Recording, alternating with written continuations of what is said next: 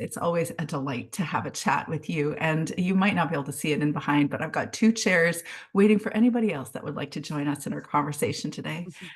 It's always a pleasure to have you here, and always yet another book that we're going to introduce as we have a conversation. This one, Sarah, is, I mean, they're all beautiful, but this one I resonate with as a homeschool mom. Yeah. Because Barbara Cooney, everything about her energy, I'm like, oh, is that Sarah too? Is that why she gets her? You know, it's so funny because Barbara Cooney, wrote and illustrated these gorgeous picture books that were always my favorite and remain some of my very, very favorites. Yeah. And it wasn't until, so I thought, oh, I'd like to know more about the person who made these. But it Mhm. wasn't until I really started getting to know her that I thought, oh my goodness, I really wish I had known her while she was alive. Because she was Yeah. like, talk about a creative mom who was like really Yeah. hands-on with her kids. I don't know. It Yeah, was no, I'm great. with you. I mean, I really liked her books, especially the one with the lupins, Miss Oh, Rumphius. Miss Rumphius. Yes. Yeah, I Yes. love that. So I purposely plant lupins on the side of our hill, or kind of like a mountain here. And I Oh, grab them from like all you probably have them too where you live, but lots yeah. of them in the, roadside. And so I get them and I replant them. And that's because of that book. Yeah. Yes. Yeah. And, I love that book so much that I think the first picture book, the one it's behind me, oops, on this side, I forgot. Yes. Um, A Little More Beautiful. There's like all these hints from Miss Rumphius in it. And then I got to really be like as overt as Loaded. I wanted to be about how much I loved Barbara Cooney's work in this one. And Eileen Ranu, the illustrator, just really captured the spirit of Barbara and her own love of like making the world more beautiful. And there are lupins all over the place in this book as well. Like I love this one. Yes, it Got them is. like, It is yeah, truly beautiful. yeah. And you tell me how much I can read publicly live. But I was So thinking of much. Go ahead. so Yeah. much. Okay. I was thinking about doing it on Instagram Live today. I typically do it at 1 p.m. PST every Tuesday. And then Awesome. I realized I'd invited you here. And I'm like, oh, but I'd like you on YouTube and Facebook. Anyways, Awesome. we have a common love of books, but also these. Like, I don't want my kids to grow up because hard book, like story books, there's something so like resonant over the course of our lifetime. I want to still keep holding them and reading them. And there's something about the beautiful illustrations and, choice of words. You have to be really particular with the choice of words. And it just Yeah. is all very juicy, or Yeah. I don't know what the It's word very is. different. I will say, like, people ask me every once in a while because I've written a few like longer, like nonfiction trade books for adults, right? Like that are 70,000 words, I think is what Read Aloud Family is. And then you have, Right. because Barbara, that's like, I don't know, 400 or something like that words. And it's like, I wouldn't even say one of them's easier than the other. They're very different. And with, like Mhm. you said, like with a really good picture book or storybook, every word matters a lot. But I think our Yes. kids feel that too, because, my husband and I have 6 kids, 3 younger ones, 3 older ones that are now all off in college or graduated from college. And they like when I'll be reading a picture book with my younger ones, they'll like come up behind me. Like I won't even know they're there. And sometimes the little ones will run off and I look behind me and it's like the 17-year-old looking over my shoulder, because I think though Memories. we're like, oh my goodness, I loved that story. That Yes. same way that we feel when we see like an old book that we remember from our childhood in an antique shop or something. And we're like, oh my goodness, I haven't seen that cover in so long. Yeah, me too. We even, my husband and I have one called Hug. I don't remember who the author is, but it's a Okay. little monkey that's trying to find his mom. And he goes around and he's like, hug, hug, hug, hug. And we do this with each other. Oh, Like, that's hug, amazing. hug, hug. Yes. I love it. It's really sweet. And it's from our kids' childhood. And it's one word in the entire book. Wow, Yeah. amazing. Yeah. Amazing. What you You can do have with one word and a pencil. Yes, exactly. Yeah. Exactly. But there's also something about the theme of summer and being, you Mm. chose Maine and Massachusetts. And I've not even been there. I don't know if Yeah. you've been there, but I haven't Yeah. been there. And I know a lot of people from there, though. There's a lot of people that resonate with what I'm doing from there. But there's something about that place that I'm like, that is the perfect picture book location. It is the perfect picture book location. I think it's why I love so many of I have another one here actually because I grabbed a bunch of books just in case you happen to ask me for recommendations. Um like I You've think been it's why a asked a lot of the couple times. classics like Yes. Robert McCloskey's Uh-huh. books Yeah. and You've got that uh, one. Yes, and then Barbara Cooney's books are all set in Maine. Barbara lived in her she re did really live in, Pepperell, Massachusetts, which I've never Oh, been to that town. yeah. I've been to Massachusetts, but not to that town, and then to Damascotta, Maine, and I Mm, think, yes, there is something about, like, the seasonality maybe there, or, like, the storied nature there. This is my favorite picture from the whole book for moms, tell because me it why. is true that Barbara Cooney set her book up in the busiest room in the house with her 4 young children, and I talked to her son, Barnaby, who's now in his 70s, and interviewed him, and the way he talks about his mother is like she would be illustrating and doing this creative work. She was also not just creative in her work life, because she would Yes. take them on these amazing picnics and plant these gorgeous big tomatoes in her garden, and, these are all real things that he told me about. Yes. Um, Going to look for lichen in the forest and reading books that she loved aloud to Yes. them because she loved them. That's why she was reading them, that kind of thing that just feels to me like exactly what we're trying to do so often, especially in our homeschools, but just Yeah. as creative women, and like wanting to like show our kids this zest or spark for life that we Mhm. feel, but is sometimes gets tamped down in the midst of all the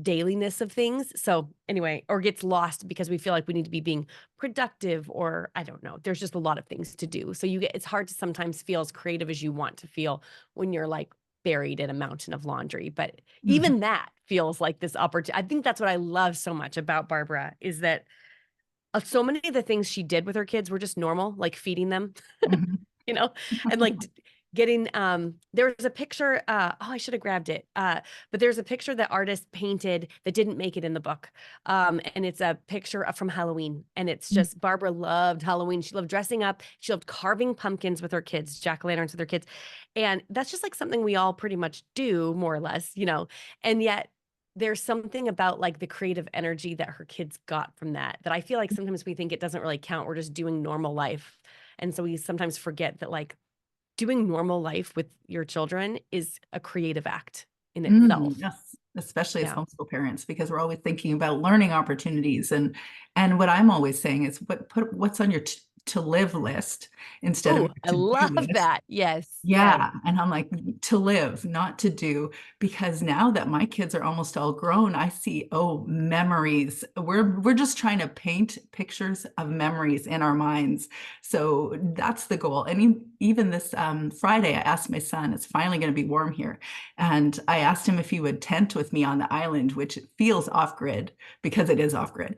There's no plumbing, there's no Wi-Fi, there's Oh, no yeah. anything, and Yeah, it's only it's 100 pretty feet off away grid. from my home. But I'm like, I want that. Oh, amazing. Yeah, I want that memory. That's the key. And I know how this goes. I see the kids launch, and they're, of course, you create more memories with your kids, but it's different. Like those childhood homeschool mom memories. Oh, like really. Yeah. Yeah, Yeah, it's true. And yeah, then we get to have them later. So yeah, even like as our kids get older and we wind down on this season, yeah. I'm watching some of my older friends do the same things with their grandchildren, which they tell me is even Ah, more fun than doing it with your own that's what children. I And I hear. cannot wait. No pressure on the kids, but yep, I hear Yeah, that. no pressure or anything. We've got lots of time. Yeah, I really don't feel any pressure for that. But I do feel like there's a sweetness to like when we think of like, oh, I never did that thing with our kids that we really yeah. wanted to do. I'm like, oh, it's not over yet. Yeah, it's not. Yeah. You're right. It's Yeah. not over yet. Actually, if anything, I see that they go through a phase of like we love to hike. And so there was a phase where teenagers didn't want to hike. Oh, And then yeah. an older friend had said to me, don't wait, don't worry. They'll come back and they'll say, Mom, can we go for a hike? And you'll be like, mind blown. Yeah. And I've been there. So I Yes. see. I love Yeah. that so much. I also love that sometimes Sally Clarkson always talks about how when she homeschooled her 4 kids, dinner time was like very fraught. It was Yeah. stressful. One kid always got sent to his room every night, there was arguing, people Yeah. complained about the food.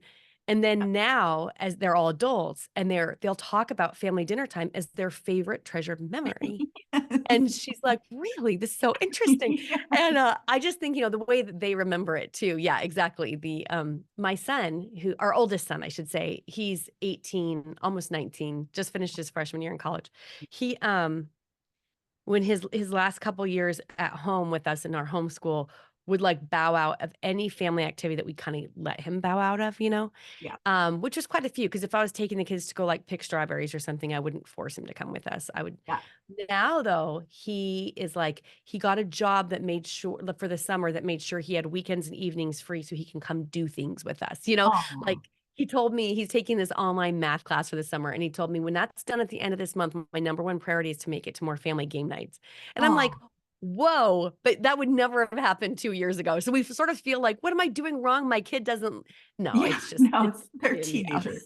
Yeah, they're Yeah. individuating or something. Yeah. They're doing something important, I'm Yeah. sure, in their development and growth. And Yeah, yeah, yeah. And then they come back, and then I was the same way. I was like, whoa, what's going on? Somehow you thought that that was it. They were never going to hike again. But yeah, now, actually, one of my girls is like, what? You were kayaking? Oh, that's so cool. Meanwhile, she's in Italy right now, and I'm amazing. like, you're fine. You're fine. Yeah. You're cool. Yeah, that's amazing. Yeah. I feel like that takes a lot of pressure off of us as moms too, because like I will feel this way with books sometimes. Like I want to make sure that my kids like read all the books that I want them to Mm, read before they leave home. When yeah. actually they'll do more reading after they leave our home. I mean, they'll live more life after they leave our home than before it. Yes. So it kind of takes the pressure off that we have to get in all these experiences, during these first 18 years. And that feels you're also really tired and you have more on your plate than you ever will again. And it's just like, Yes. no, you don't actually have to get it all in right now. There's lots of, Yeah, yeah, exactly. I mean, Watership Down is a book that my son had picked out of our homeschool library, which really could be a for real lending library. It's that big. amazing. You know it. You Yeah. probably have seen that. You're Yeah. like, and I could be like a major book distributor, which you probably are now. Yeah. Okay. To be fair, Amazing. it's legit. By the way, congratulations on that. That was huge. Thank you. Yeah. It's been so exciting. It's been fun because so we've got these 3 picture books out now. We have 4 books coming out from Waxwing next year. I wrote Wow. one of them and then all the others are authored and illustrated by the Wow. people. Amazing.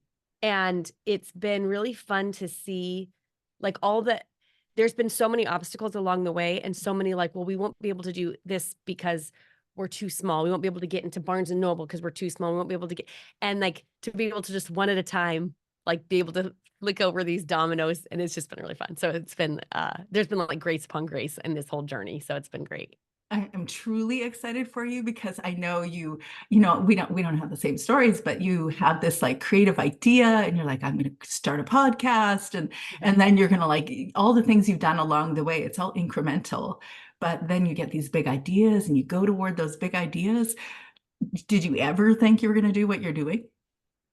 No, not I don't know. I feel like, okay, so no, I didn't, but I also feel like that's not 100% honest of an answer because my husband and I were having this conversation a few days ago where I said, when I was little, I remember thinking, like, this is going to sound so ridiculous, but like, I mean, I was probably 5 and I remember thinking like, I was made to do something great. Like I had this big, That's like, cool. Yeah. yeah. And I kind of feel like a lot of children feel that way. And then we doubt ourselves and the world beats us down and we overcome Yeah. obstacles. And so I feel like there was that seed that maybe like I think it would be really fun to go show like 8-year-old Sarah, like, hey, look what's coming. It's so fun. Like, all those books you love reading, you're gonna make some of those. That's so fun.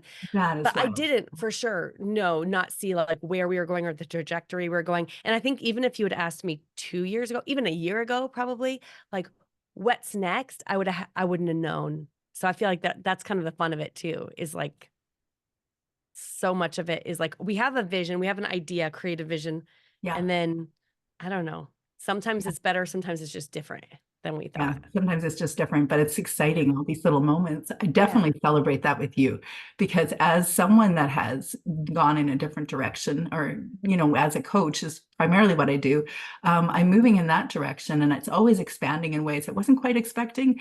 But there are women that I work with that I'm helping build businesses, Yes. Yeah. and they have this feeling of, but I'm not getting the traction that I want, or Right. there's people that I thought would be supporting me that aren't supporting me, or Yes. so many possible things along the way that you're like, maybe I should just take this as a sign to just stop. Yeah. I can see that you are not taking those hints as hints like that. You're like, you know what? Obstacle. Yep. How do we do something next? How do we do something different? Can you speak to that? that experience building Yeah, it? I mean, I feel like it helps me to remember that, like, especially as mothers, we're really pro problem solvers. Like, that's really all you do from the Yeah. time you're pregnant and you're trying to figure out how to get enough protein while you're growing up to the time that you have a baby and you're out and about and you forgot to pack an extra onesie and they're having a blowout, to the Yeah. time that like you've got a passel of like young children and it's 5:30 and everyone's hungry for dinner and all you have is like a can of green beans and like French fried onions or something like in the Yeah. cupboard. Like, how am I going to make this? And then like it just feels like one thing after another, we're problem solving and we don't really give ourselves credit for the fact that we're Mhm. really good at that, actually, at waking up and the day going completely different than we planned. Because that's what happens to every mother every single day of her life. And then we put ourselves in a creative space, like with the people that you coach who have their own businesses. And I think we do have this like imposter syndrome where we feel Yep. like we don't really know what we're doing. I wasn't trained in anything remotely business oriented. Yeah, me I never too. even finished my college degree, Mhm. definitely didn't get any business training. And now I think I'm going to run this business. And it is like a problem solving after problem solving. But if I can remind myself, like, that's actually what you've spent your entire life doing is waking up and the day going differently than you thought. And then just going like, I guess the bigger question then for me ends up being not, can I do it? But like, which problem do I want to solve Mm. next? Yes. The other piece there that's helpful to me is that it's never been the thing I thought it was going to be. That was like looking back, I can go like, oh, that was an inflection point for Read-Aloud Revival, or that was an inflection point for Waxwing, or that was an inflection point for my own growth as like a leader. My biggest Mhm. my biggest growth opportunity, I should say, I was gonna say problem.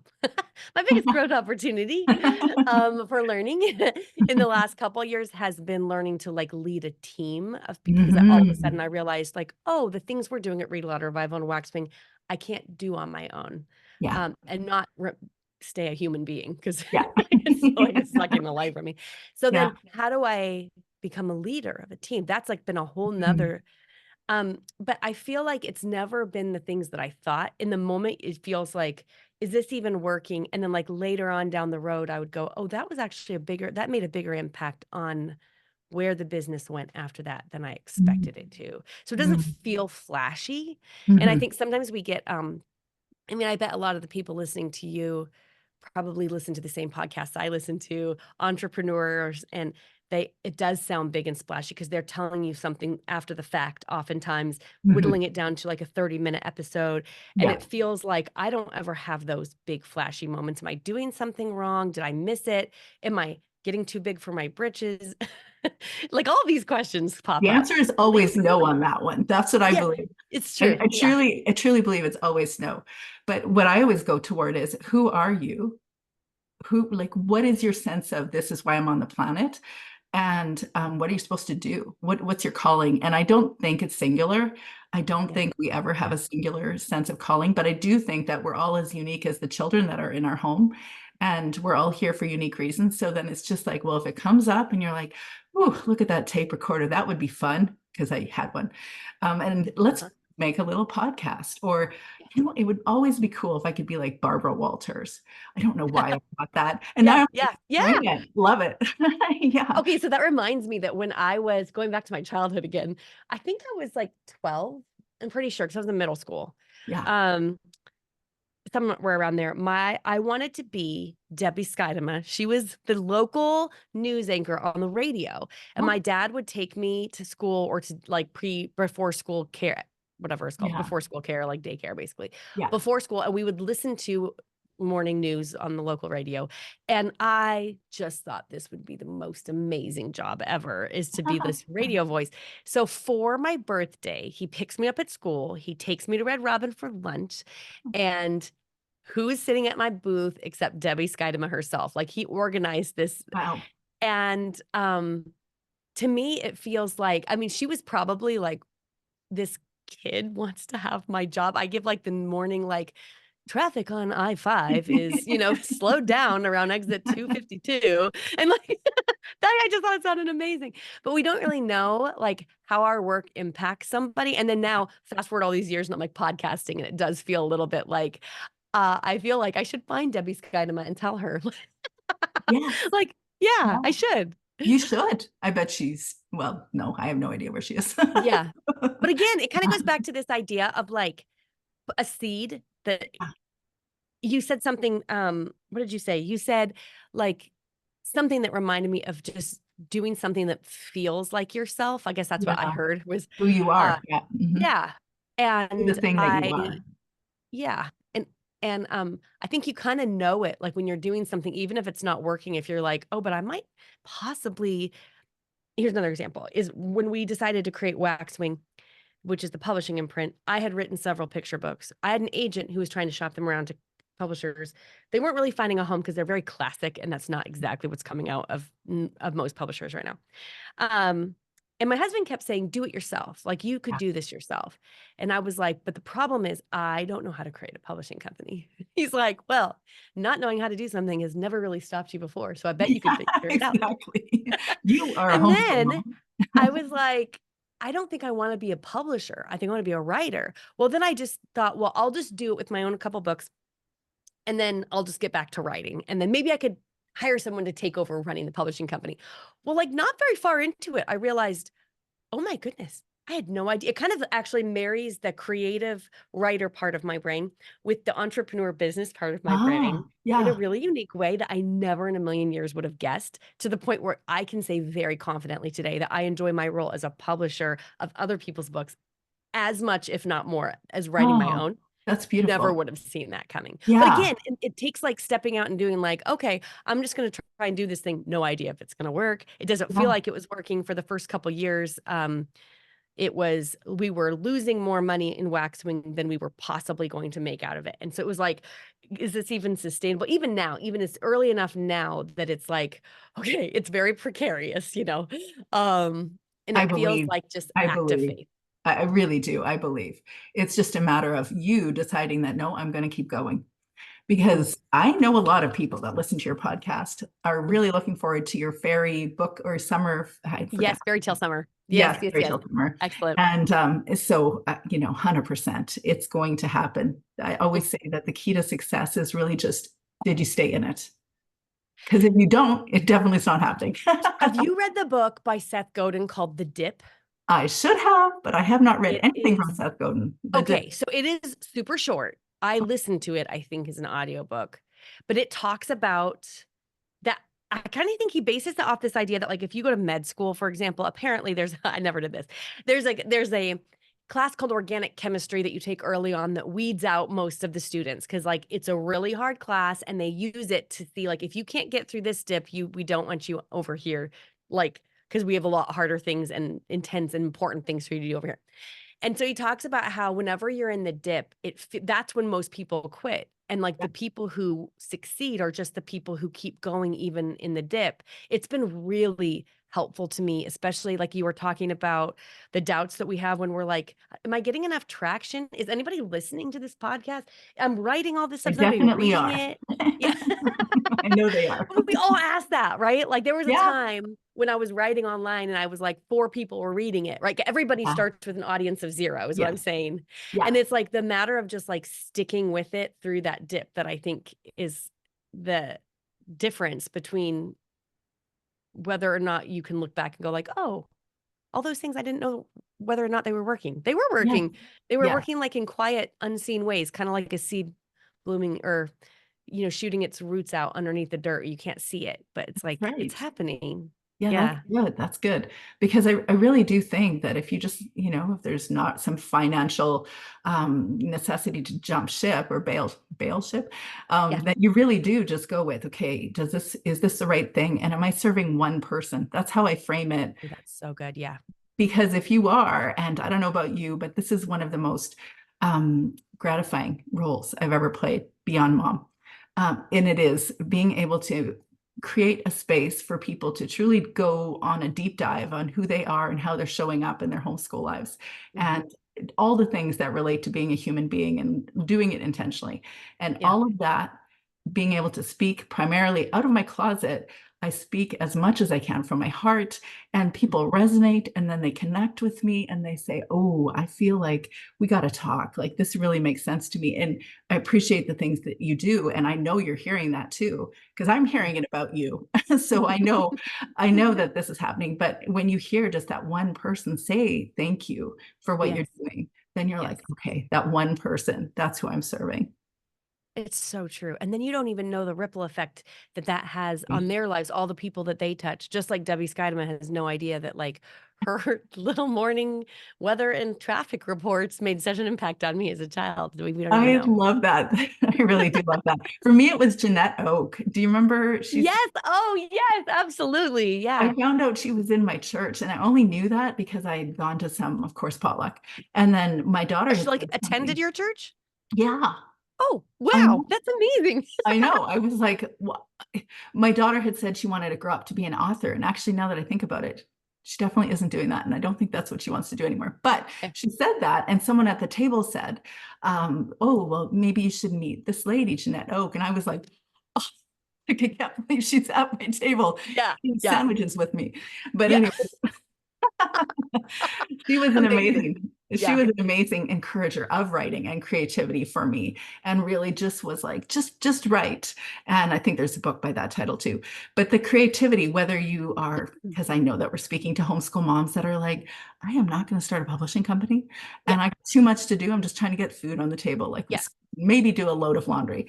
And I still think that everyone needs to have some form of creativity that they can just nurture, because Yeah. eventually it'll keep growing, just like Barbara Yeah. Cooney. That's Yeah. right.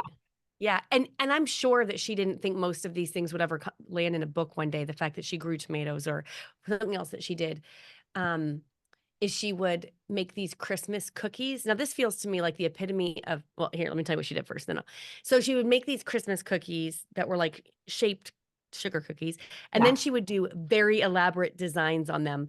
Sometimes they were just like a bear riding a bike or a Christmas tree, and sometimes they were characters straight out of her book that she would like hand Wow. carve around and then she would hang them on the Christmas tree and invite the neighbor children to come over and pick one and eat it. And it just like to me, if someone gave me a Barbara Cooney Christmas cookie, I would be like, how do I preserve this for all time? But they ate it. And like it's like she's this master Caldecott award-winning artist, Yeah.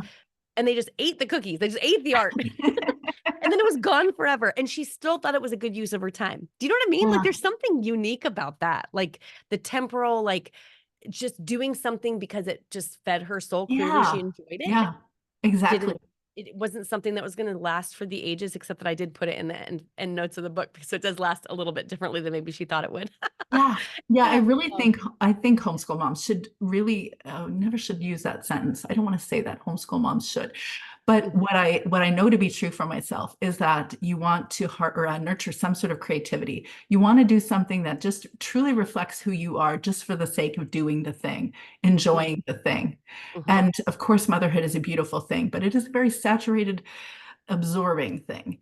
Yes. So, and at the end of the day, you won't be doing it. Eventually, Yeah. you won't be doing, unless you're going to be homeschooling your grandkids, which I have told my kids I will do. If we are going to Italy or Bahamas or something, I will do it for 6 weeks for sure. But Okay. otherwise, Yeah.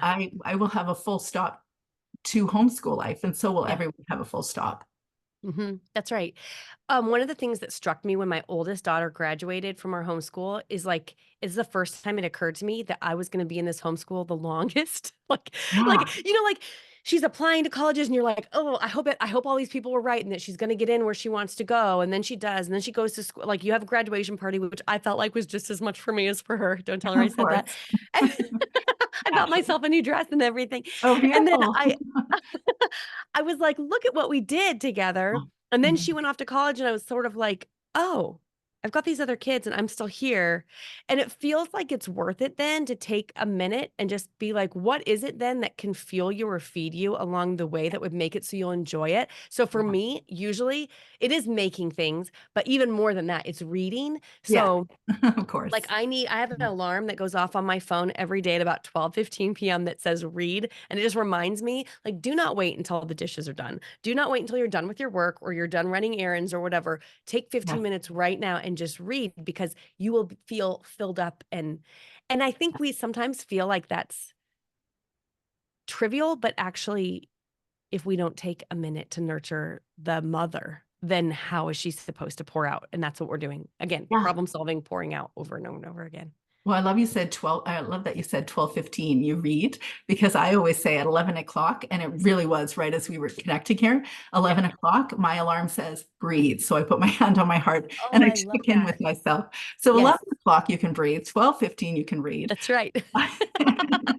We'd And always have actually, then when you get out of bed in the morning, especially if you're in a phase of life where you have like a lot of little ones, I would find myself getting out of bed in the morning with a certain kind of dread. Like, I am not going to have another minute to myself, or where someone's not touching me until yeah, like 11 o'clock tonight, yeah.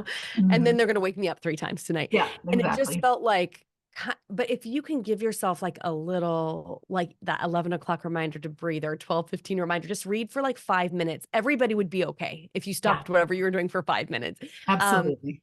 and just read. So I always have a Kindle loaded on my phone, so that even if I don't have my book, I can just like be like, okay, everything can wait for 5 or 10 minutes while I read for a minute. And a lot of times then you realize actually things can wait a lot longer than that. And maybe the toddler is napping and you have it. And yes, the dishes are overflowing in the sink, and there's laundry that's done in the washer and needs to be moved to the dryer, and you haven't even gotten the kids' math books out. But if you take 10 minutes to fill up, to breathe, or to read or something, then you can bring yourself better to your children later in the day. And that is a much better gift than whether or not they finish whatever it is that you have on your homeschool plan. Yeah, amen, sister. That Yeah. is my experience. By the way, my kitchen sink is overflowing presently. And I don't care anymore. And Yeah. so interestingly, in the moments that I wished I had spent the most time being more present, and of course you can always wish that, and you're not always going to be, and that's just normal. Yep. But I really did wish I had been more. I was so intent on getting certain things done every day. Yeah.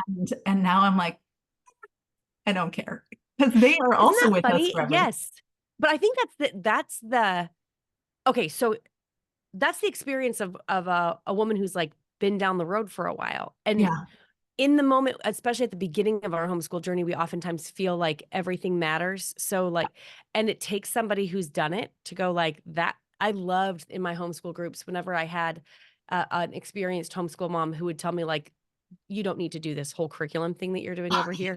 Like, Yes. you can, but like you seem kind of stressed out about it, and you And the don't kids need to are do it. worse. Yeah, You know? totally. Yeah. Actually, if you could just like do less and smile more, that would be better. So That's maybe, enough. Yeah.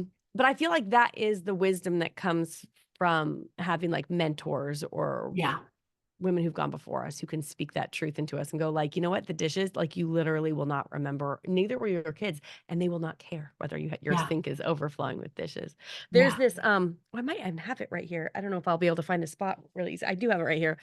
This is one of my favorite books. Have you read this? No, wait. It's The 10 Maybe Habits I of have. Happy Mothers How by old is Dr. it? Meg Meeker. Is it fairly old or It is. Yeah, okay, it's, let then me see. probably. It's 2010.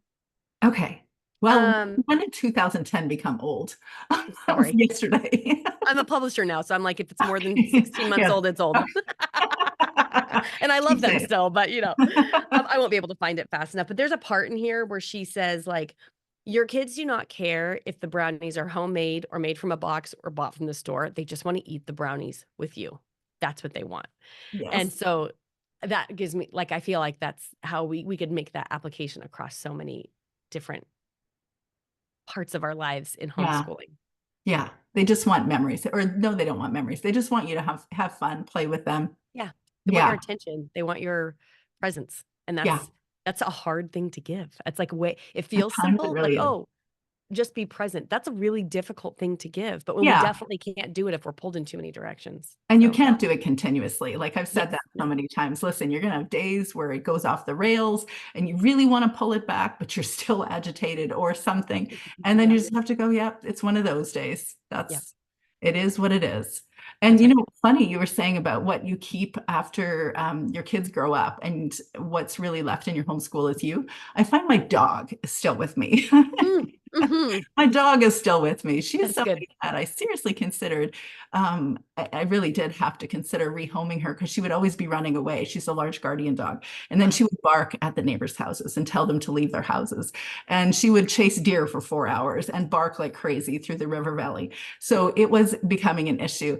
And now I realize all the kids are growing up and leaving, and she's going to stay. That's right. Yeah. Yes, that's right. So we'll read together. Sometimes I Yep. do. Sometimes I'm like, are you going to read with me?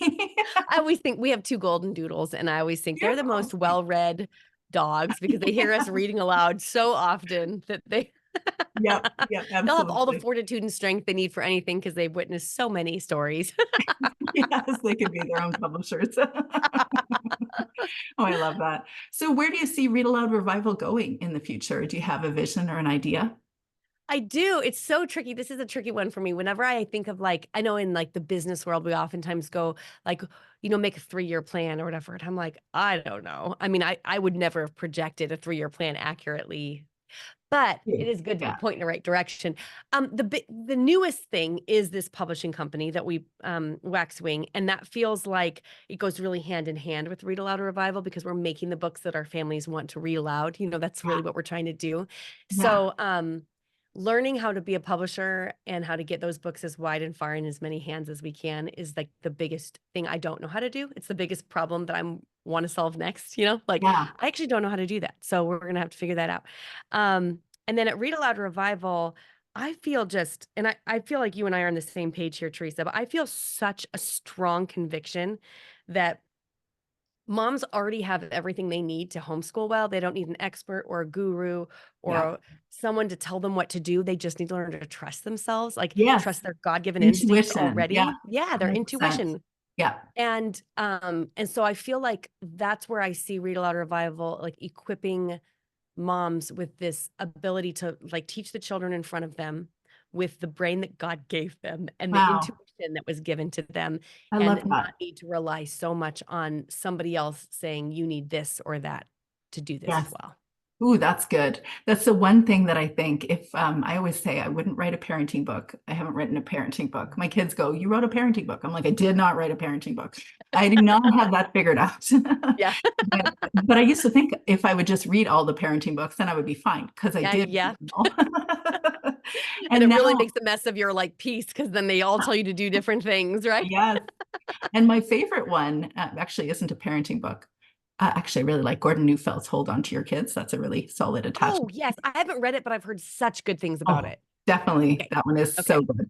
But Have you read, I don't know, I have not read this yet, but I feel like everyone's reading The Anxious Generation. I Have you read it? know. Actually, I Yeah. keep hearing about that. Almost every podcast interview that I do, someone's talking about that book. And So someone, interesting. I've got to read it. I've just got to read it and find out. Yeah. I really have to. Someone had told me that whatever you're doing, you're actually countering with your kids what that book says. And I'm like, okay, now I want to know. What are you talking about? So Yeah. you read it then?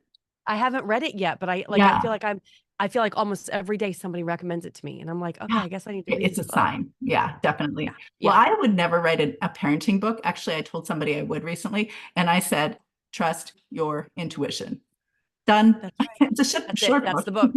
Yeah. That's it. It's right. I feel like as I would have saved myself a lot of grief as a young mother if I had realized that my tuition, I mean, I would read, oh gosh, I was given so many different books about like Yeah. my baby sleeping. And Yeah. like, if I just followed my gut, like, which was like that I could just hold my baby as much as I wanted to, Yeah, and exactly. then that was what I should have done. Yeah. Like, and I had so much angst about getting it right. I Yeah. remember, Mhm. my first book was Teaching from Rest. And I remember Yes. a publisher was saying, would you consider writing a book called Mothering from Rest? We're getting a lot of requests from that. And it was like the same day that I was like having a parenting day. And I was like, no, no, I will not be writing that book. But I It love was the fact that actually you identified that because then maybe you should be writing that book, you know? maybe. Yeah. Yeah. And Because again, I it's all really, back to that surrender and intuition. So it's like the same thing. But anyway, yeah. that's really what Teaching from Rest was about, was like Yeah. surrender and intuition, I think. Yeah, my absolute favorite advice that people have shared with me that apparently I have shared with them, which is because I don't remember it, but was you are doing what you need to be doing right now. It's not will you do it or should you do it or how do I do it? It's like, you are doing it. And then the Mm, other thing is you are going to mess up. That's not a question. You just have to accept the fact there's no perfect parenting. You're not That's going to right. do it perfectly. It doesn't happen. So Yeah. then just roll with it. And also, there's obviously layers of, and forgive yourself and ask for forgiveness and et cetera, et cetera, et cetera, et cetera. But there's a potential for healing, and there's a potential That's right. for regathering, I guess. Well, and actually, I kind of wonder how much of a gift that is, the fact that we do it imperfectly, because Yeah. like it sends a very different message. I just like now that I have my daughters, my first two daughters are adults, like Yeah. I'm realizing that I'm really glad I wasn't a perfect mother because that would set a precedent that would be really difficult for them to live up to as well. You know what I Touche. mean? Yeah. And like, isn't it better for them to watch us fail and then watch us try to repent and turn around and like fix Yeah. it and heal from that? Yeah. So, and it's not perfect, but that's also something they need to witness in their own life. It just feels like what we think of as a deficiency is probably it's what are they? It's like a feature, not a bug, I guess is what they would say. Ooh, that's It's like good. it's one of the best parts of it. Yeah. It's yeah. Yeah, that's really good. My instinct is to think I am going to do this perfectly. I remember Mhm. feeling like that, and I know everybody has that experience, but I'm going to do this perfectly because, I just know things my parents don't. That's always classic. But then, In our then 20s, I kids. mean, man, it's all we know all the best ways No, to no, no. Yeah, run a home. Yeah. idealism. Yeah, Yeah. and then you actually are a parent, and then you're like, ho, ho, ho, okay, and then. But there's something about I wish I had known that one of the greatest gifts I could give my kiddo would be to just heal myself, or not heal myself, but work toward that healing, work toward that peace, personal growth, work toward that growth right from the get-go. I think I was, okay, to be fair, I think I was trying, but I was really afraid to be fully me in a world where I was taught not to be fully me. So it would Mhm. have been useful as a parent to be told you can be fully you, and Yeah. I will still accept you and love you, because that, I think, it might be the one added or addendum to my Just Trust Yourself book. Is, Yeah, that's yeah, so good. That's yeah. so good.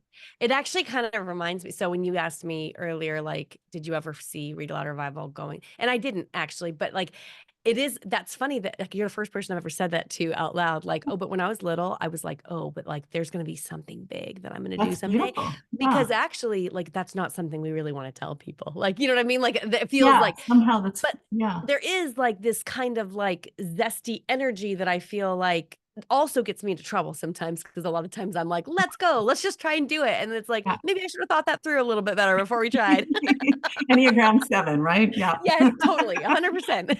But I'm married to a 6, and he's often like, I love you. And Yeah. also, I'm going to poke a few holes in here because you aren't seeing them. Yeah. That's helpful. It's Handy great. combination. Yes, it's Yeah. great. I don't usually say it's great in the moment that he's poking the holes. Yes. Yes. Yeah, you But yeah, probably I feel needed like that. it is that like a built that permission to be exactly who you are made to be. And obviously we need like all different kinds of people to make the world the way it was Yeah. meant to be. So it just Yeah. feels like yeah, I don't know where I'm going with that, except that resonates. Yeah, I think 20 or 30 years is how many years I see I have left. Maybe it's 40, Okay. 50. Okay. Maybe it's a day, who knows? But Right. if Right. I've got that many years, then I'm willing to just live out loud, like just be fully me. And maybe I'll make mistakes. Of course, I'm going to make Yeah. mistakes. And I won't always resonate, or I won't always even fully express who I truly am, but I'm going to keep Yeah. working towards that, because not just because of me giving permission for me to do what I'm supposed to be doing here, but also every time I'm doing that authentic self thing, people go, oh, I could do that too. Yeah, Yeah. absolutely. Yes. Yeah. I think especially like I just love this so much about um I mean, I think especially in the for women who have homeschooled their kids and then they look around and go like, "Wait, I could do this too. Like I don't have to there's not just one right way to do this. Yeah. I can be fully committed to my kids and be doing something else." That's a lot of time Absolutely. as well. Yeah. And that's not a lot of times the message that we're given in this work in our circles It that we really isn't. Okay, so I am coming from a place where, let's just say, with Bible verse in hand, I could support doing mothering and homeschooling one way, and it Mhm, definitely wasn't with a job. That's mhm. where I come from. And now I think about my girls and where they're at. I'm like, maybe you should first get your PhD before you get married. Like I'm thinking like that now, but actually also not my place to speak into that. I really see that we have the potential to be whoever we are, and that comes in so many forms. Just like you said, there isn't one right way to do any of this. So Yeah. just fully embrace whatever is, I don't know, calling you. Yeah, that's right. I was Yeah. just speaking with another homeschooling mom this last weekend who was talking about how for her, she's like an introvert. She loves to be home. She likes to just move slower. Yeah. And she feels the most like herself when she's doing that. Yeah. And then I know that like my hardest homeschooling days were when I had all littles and it was too hard to get out the door to go somewhere and nobody was coming over because I'm such an extrovert, right? And it was Yeah. like, I have to do this whole day by myself. That's how I have to do this. Like, Yeah. and if that felt like such a challenge. And like, I wanted things to just like, it wasn't that I was bored because there was enough to do. Goodness knows there's plenty to do when you have little people. But like, it was like, but I think that there's something beautiful in that too, and being like, both of these are such beautiful gifts. So like, Yeah. what makes you feel most like yourself? Because then you're going to be able to Yeah. bring the best version of yourself to your children, and then they're going to thrive in any one of these different bazillion different unique homeschools Yeah. because they have a mother who's herself. Authentically themselves. Yeah. Yeah, absolutely. I'm totally with you. In fact, I wish I could homeschool all over again with the knowledge or the intuition that I have. I truly do. I'm like, well, wouldn't Mm. that be interesting? But I don't anyway, know. I don't know if I would do it. I'd be like, I no. don't know. There were so little. There were so many of them for so long. I don't know if I'd want to go Touche. back and do it again. It was hard. I was really tired. There's a very seasoned homeschool mom. Her name is Bonnie Landry. I don't know Oh, if you yes. know her. Yes. Yes. Just absolutely love her. And she's from the island in BC. She's got what, 7 kids. She's been homeschooling, or she was homeschooling for 30 some years. Yeah. And I was talking with her husband at a conference in the last couple weeks, and he was the sweetest, loveliest man and very family oriented and spoke about his family journey. And then he said, and when the grandkids come home, it's like, whoa, there's so much energy. So you're actually happy to just say goodbye after 2 days. Yeah. It's like, really? Okay, all right. I'll remember that. Yeah. Yeah. I can stay for 2 days. Yeah, it's Yeah. interesting, like, I don't know. Yeah, I love, like, when my friends or my friends' kids have babies and I get to hold them and love them, and then every once in a while, someone will go, "Don't you wish you could go back?" And I'm like, "I mean, no." Does that make me a horrible human being? I'm so glad I did it, and I'm so glad I had those memories, and I'm really excited about what's next. Yeah, no, to be fair, I don't want babies, even though I like smelling them. I Oh, kind of so much. scratch and Oh sniff on gosh. Instagram, and I always like welcome the babies into the world because I love it. I'm so with grandma. But definitely not the sleepless nights. No thanks. Yeah. Or the Yeah. sore body parts. Yeah. No, Yeah. no thanks. It Yeah. would be it would be interesting though to be able to go back with our perspective Yes. now. I mean, we would be the most chill moms ever. I don't think I would. I don't think You chill don't? is my thing. No, I don't. Okay. I don't Okay. think so. When I talk about all the things that I hear other moms talk about, the to-do list or feeling like they're not good enough or a perfectionistic tendency, it hasn't disappeared from my life.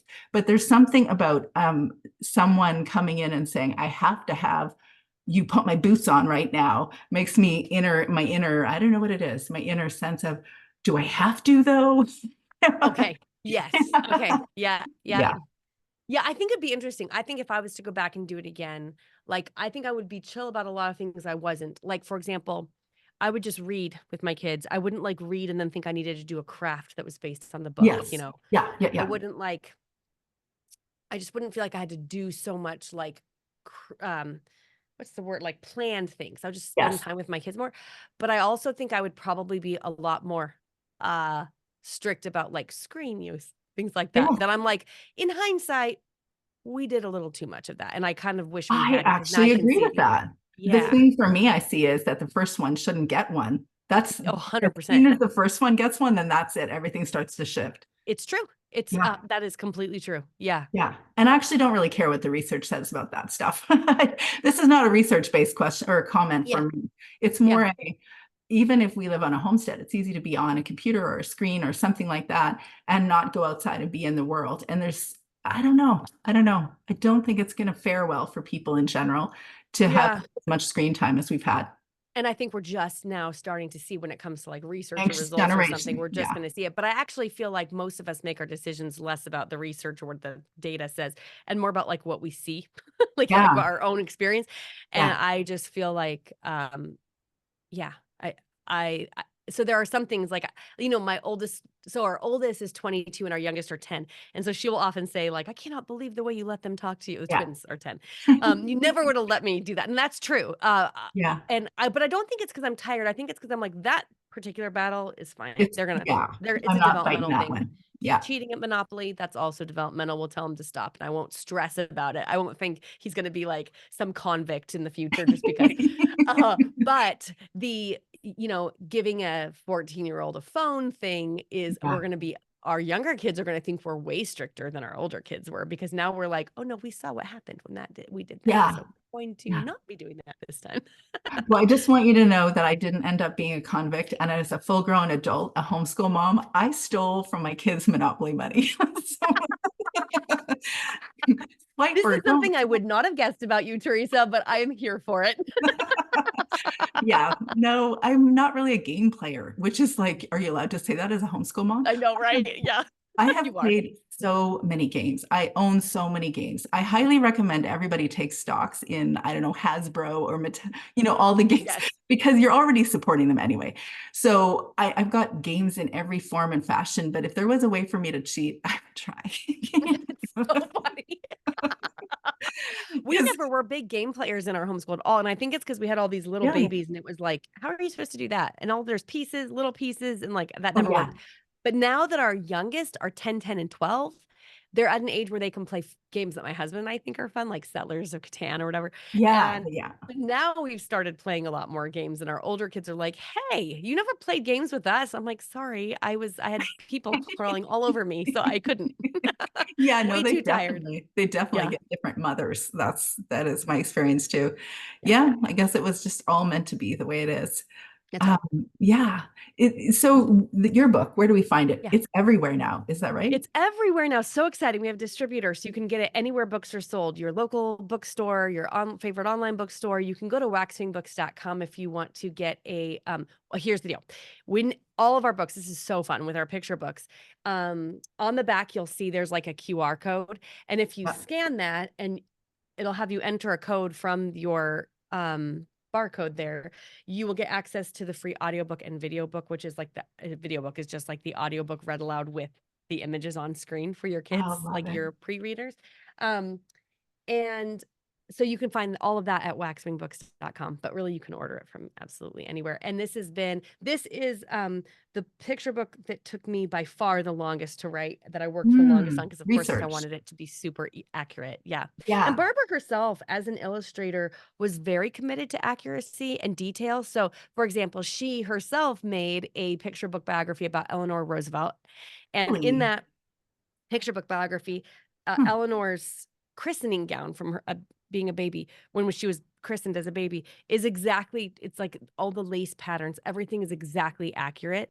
It's just Wow. how Barbara was. So a lot of her own books are filled with rooms from her own house, or so in our book we have like wallpaper that was really in Barbara's house. And Really? our illustrator went and sat in Damascotta, Maine, across the table from Barbara Cooney's Really? son, who just showed her photograph after photograph after photograph so she could get things as, because we thought we want to make a book that Barbara herself would feel like was worthy of her own commitment to detail. And so it's been a treasure to put it together, and I'm so glad it's out in the world. It really is. It is beautiful. And hats off also to Eileen Ryan Ewan. That's Yes. the illustrator. It is Yes. a truly beautiful book. And it does absolutely belong to me in the list of books that she has. I think I read The Oxcart Man, but I definitely have Island Boy, Hattie and the Wild Waves, Miss Rumphius, and they're never going to go anywhere in my Yeah. giant homeschool resource center. With or without grandkids, they're mine. That's right. That's right. That we should all come visit and take things out from as a big lending Absolutely. Yeah, you library. really should. You might need a passport. But when I get a passport, I'd love to have a coffee at some point or tea or Yes, whatever you're drinking. absolutely. Oh, that's Yeah. actually, I should mention that because that was one of the things we were struggling with before we were able to get a distributor is being able to get our books into Canada, but now our books are Ooh, available all throughout Canada as well. wow. Yeah. Really? Yeah. Wow. That's impressive. Okay, I want to Yeah. hear more about that Yeah. off screen because that one's tricky. You think It is Canadian, tricky, US but is our tricky. distributor is like they feed into all the bookstores in all through North America. So Wow. in the US, but also to your bookstores in Canada. So now we Wow. officially can be found by all of our Canadian friends, which is Wow, fun. that's chutzpah, Sarah. Like, hats off. Yeah. Thank Hats you. off. Yeah, well done. It's a really beautiful book, and I'm looking forward to seeing what you do in the future because I know there's a lot going to happen in the future, whether you have that 3-year plan or not. Just keep being you because it is a truly beautiful creative contribution that edifies everyone that listens and engages you. Teresa, it is always so much fun to come chat with you. Thank you so much for Yeah, having me back. thank you. Yeah, I don't want to close, but I'll have to. We will talk to you soon, and thanks All everybody right. for joining us.